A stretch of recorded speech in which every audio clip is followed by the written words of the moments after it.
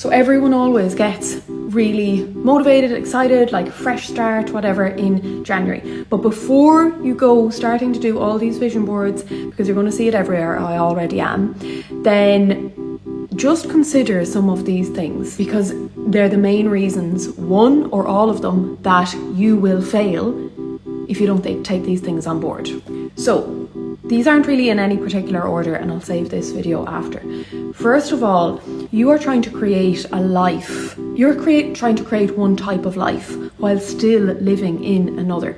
So if it's money that you want, or if you want to feel really confident, or if it's a relationship that you want, you're currently living in a life or an identity that hasn't caught up with that yet.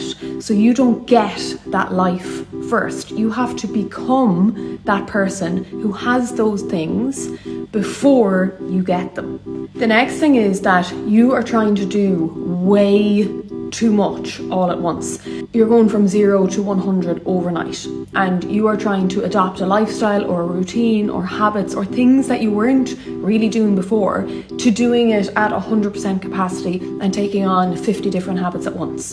And what happens is you are not familiar with how to live a life like that or those habits. So your nervous system isn't familiar with that either, and it's just too intense and it's too hard to stick to it, and you will end up burning out.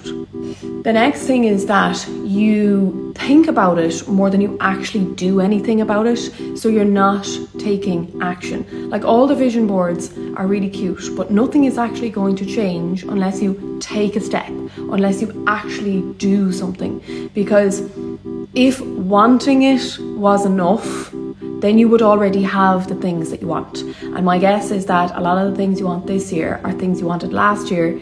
And so if you were just sitting there waiting, and if it didn't require action, you would already have those things.